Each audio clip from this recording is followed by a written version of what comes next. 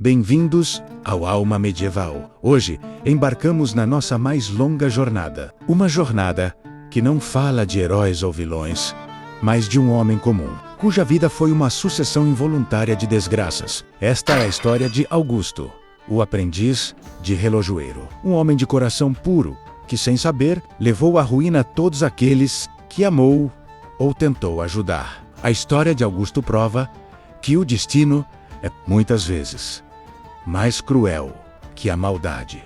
Estamos em Paris.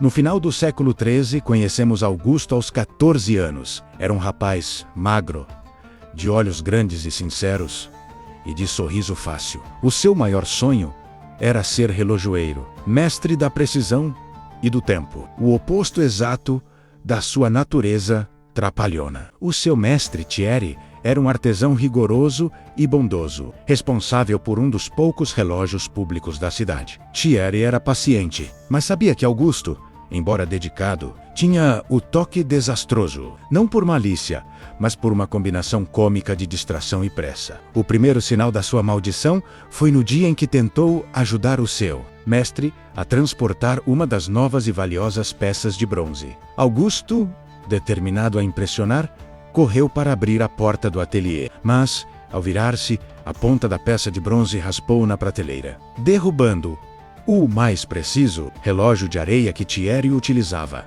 para medir os salários. O relógio partiu-se em 1000 bocados.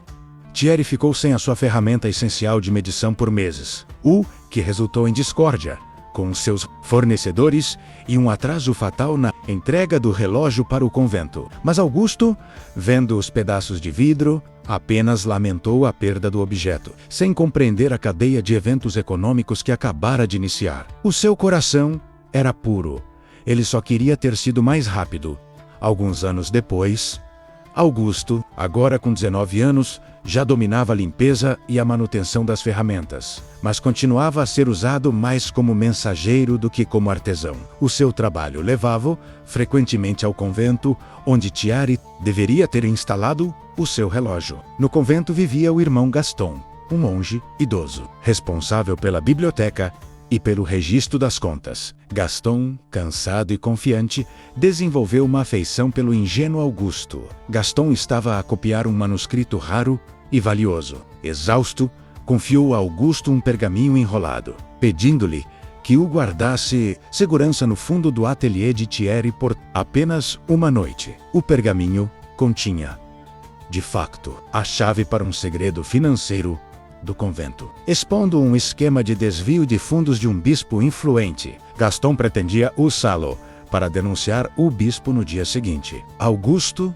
orgulhoso da confiança, escondeu o pergaminho, mas esqueceu-se de o esconder de Guilherme, um dos aprendizes mais velhos e invejosos de Thierry, que estava sempre atento ao que o inútil Augusto fazia. Guilherme, curioso, descobriu o pergaminho, incapaz de ler o latim, mas sentindo o valor do objeto. Levou-o a um mercador menos honesto. O mercador rapidamente percebeu o valor da informação e vendeu-a ao bispo corrupto, que se preparava para fugir. No dia seguinte, Gaston esperou por Augusto, mas o bispo agiu primeiro. Gaston foi preso sob a acusação forjada de heresia. Sem o pergaminho, o seu testemunho foi inválido. Gaston desapareceu nas masmorras. Augusto, devolvendo o pergaminho vazio e sem saber que Guilherme o havia tocado, ouviu o rumor sobre o desaparecimento de Gaston. Pensou: pobre Gaston, deve ter sido levado pela doença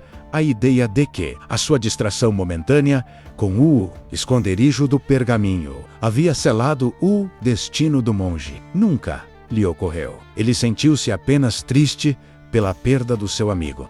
Após o incidente do monge, Thierry, agora mais cauteloso, usava Augusto apenas para recados externos e compra de materiais. Augusto, com a sua inocência intacta, continuava a ser um recipiente de informações involuntárias. Desta vez, a sua vítima foi Etienne, um rico mercador de tecidos, cliente assíduo de Thierry. Etienne estava a passar por um momento financeiro delicado, dependendo de um empréstimo secreto para concluir uma grande transação de seda veneziana. Augusto foi encarregado de levar ao mercador um pequeno mapa com a localização de um novo relógio público. Enquanto esperava por Etienne na sua casa, ouviu uma conversa privada entre o mercador e a sua esposa sobre o empréstimo secreto. Na semana seguinte, na taverna, Augusto, que nunca bebia, viu-se a conversar com um grupo de outros artesãos. Na sua inocência, ele não sabia guardar um segredo. Ele não pretendia causar mal,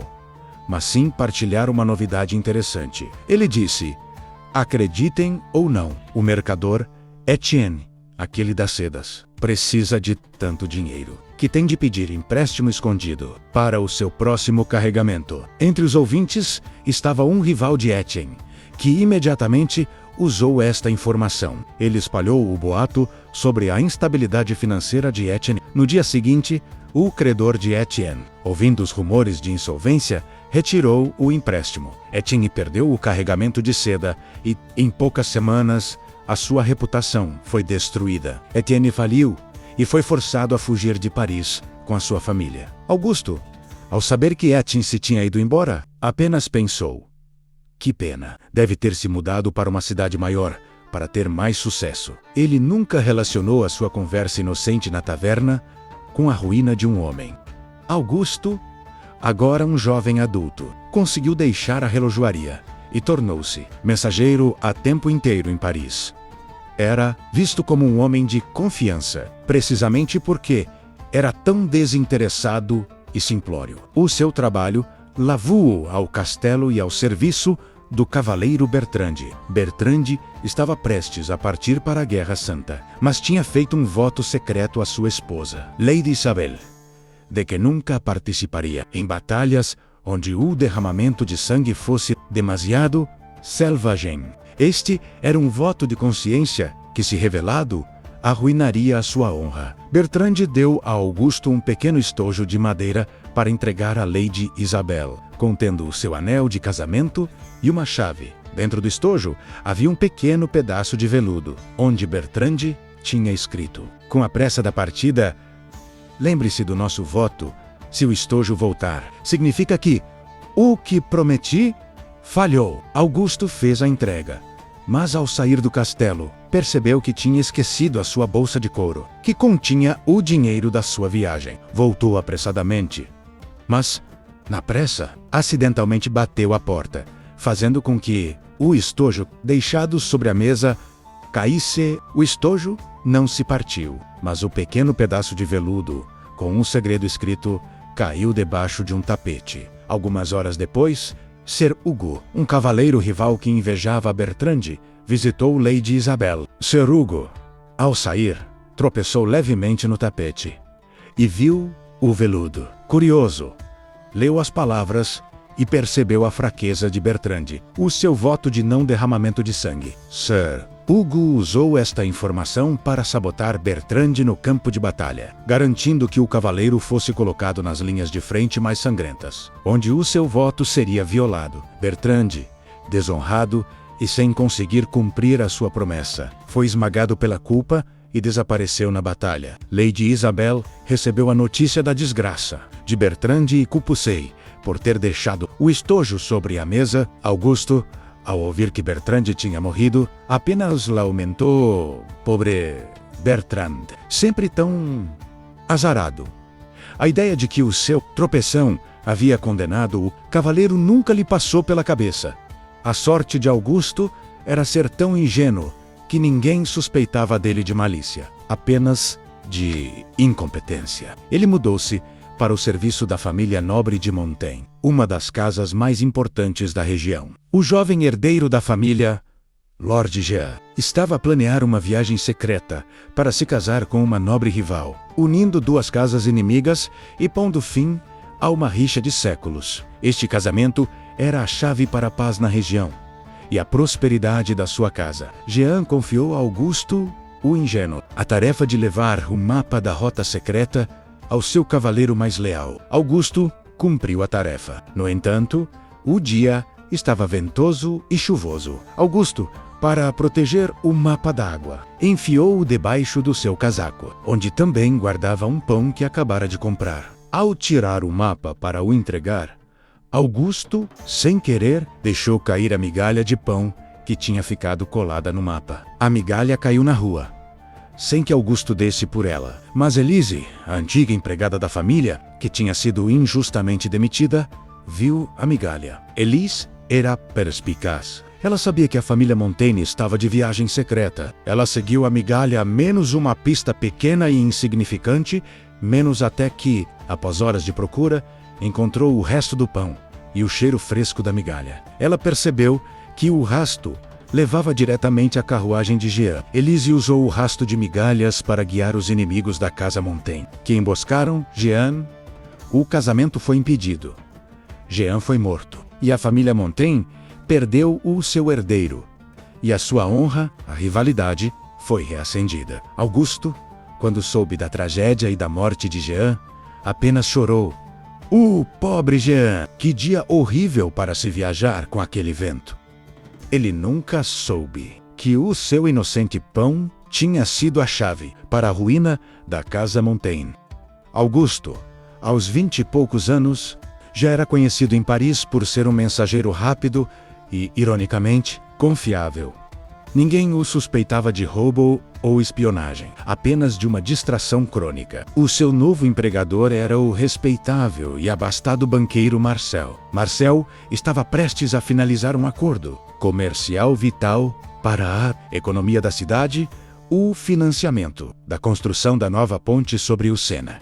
No entanto, o acordo dependia de uma carta de apoio do rei, que seria entregue a um emissário da cidade vizinha. Marcel confiou a Augusto a entrega da carta de confirmação ao emissário, que estava hospedado numa estalagem remota. Augusto, ansioso por cumprir o seu dever, viajou apressadamente. No caminho, parou para comer um queijo fresco que comprara. Distraído, ao tirar o queijo do bolso, a carta, dobrada com cuidado, escorregou e caiu numa poça de lama junto ao caminho. Augusto, terminando a sua refeição e sentindo o peso leve do seu bolso, pensou que a carta estava lá. Um mendigo faminto e sujo encontrou a carta encharcada. Não conseguindo ler, mas percebendo que era um pergaminho valioso, usou-a para acender o fogo e aquecer a sua comida. O fogo consumiu o documento. O emissário, não recebendo a confirmação no prazo, retirou-se do acordo,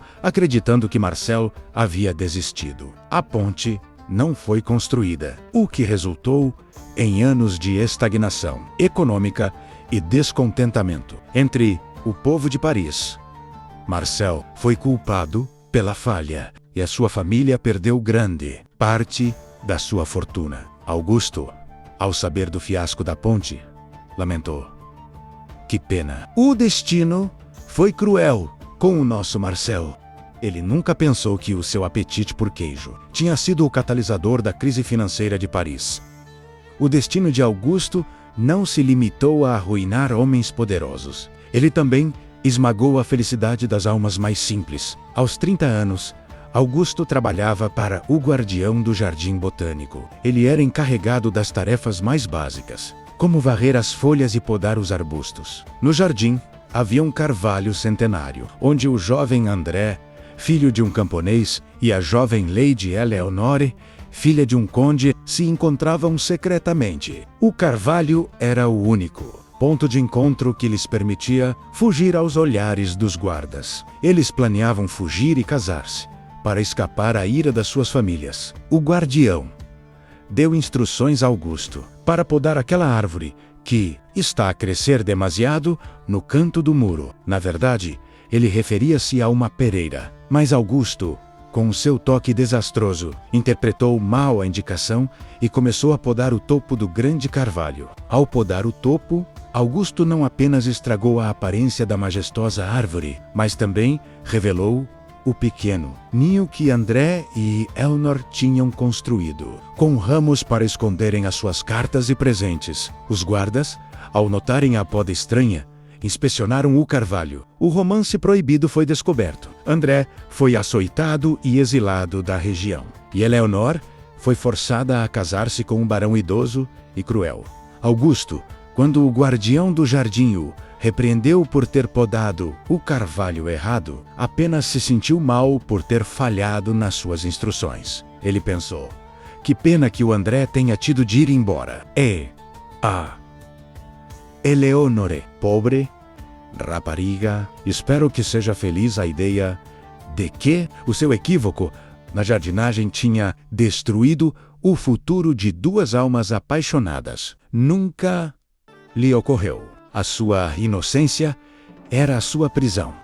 Augusto viveu até uma idade avançada, tornando-se uma figura de azar inofensivo na cidade. As pessoas evitavam-no, mas a sua presença era apenas um mau presságio. Nunca um ato de malícia. A sua última e mais notória tragédia ocorreu quando Augusto já tinha 70 anos e era o jardineiro do castelo de um duque.